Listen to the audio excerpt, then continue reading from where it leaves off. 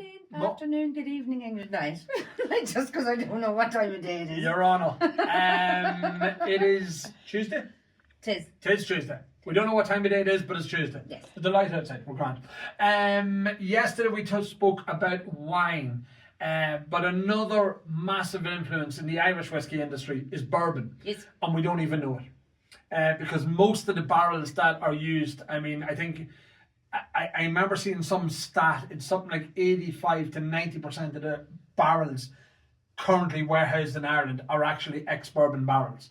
So the wine and the sherries and all that make up such a small percentage of the overall. Because again, you've somebody like Middleton and Cork with 2.2 million barrels. I don't know how you keep them figures in your head, man. Because I forget our anniversaries and stuff like that. Okay. That's exactly it, Kitty. Okay. So, you know, anniversaries and your birthday and Valentine's and all them dates I'm supposed to remember? That's the trade-off. Okay. That's why I have slip-on shoes. Because I forget the time of laces. But anyhow, bourbon barrels. Yes. And we're now seeing an influx of the bottles of bourbon as well. Yeah, massive. Every month it's just growing and growing and growing. And because the hard to find bottles that you can't get in the United States are more accessible in Europe, so we've got guys sending us from mainland Europe, from UK, from Ireland, that they're just coming from everywhere. Yeah. People are travelling more and they're finding them in travel retail or whatever the case may be.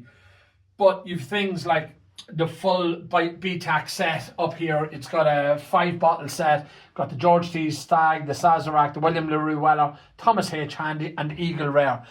Oh, again, we've spoken about them and the massive ABVs of them are like 63.1, 67, and 72%. Just massive.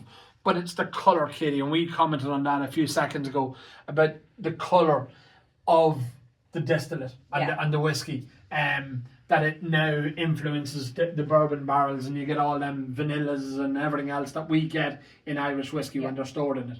You've got the Pappies, again, always very popular. You've got a Pappy 13-year-old and a Pappy 20-year-old. Again, highly sought after bottles. The prices of them has been increasing with us slowly, not too slowly, but slowly enough.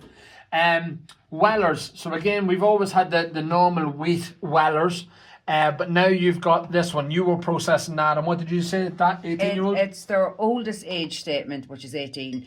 But it's a straight wheat whiskey, so they're not using bourbon. They're trying to just showcase the wheat element of it. Exactly. Fair.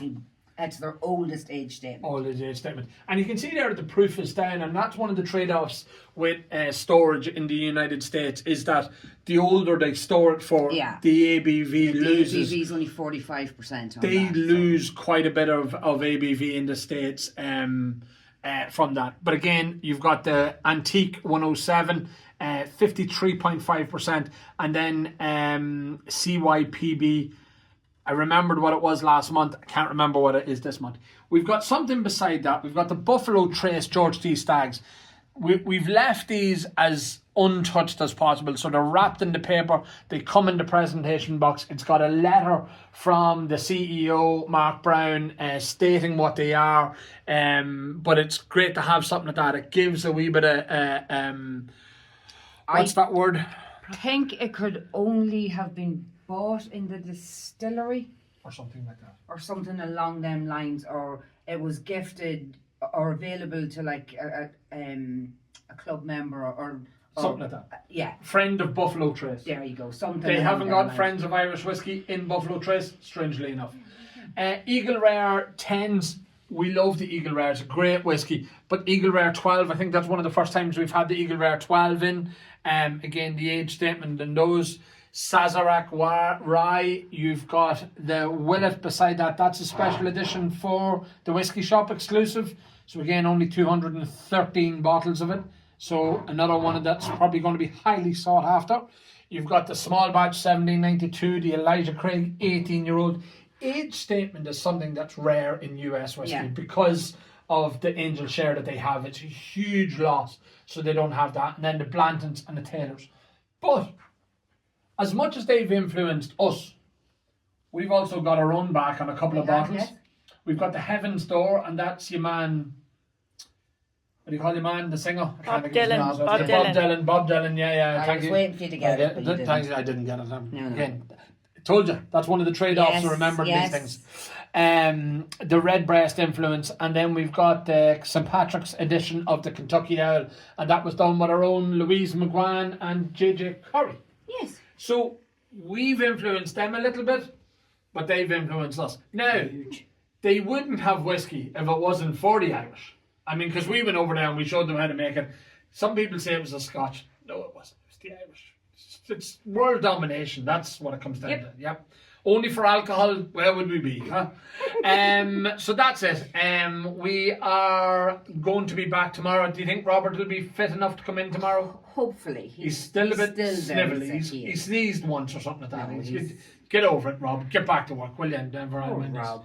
Yeah, poor Rob, me bottom. Until tomorrow, bye-bye. Bye. Bye. Bye.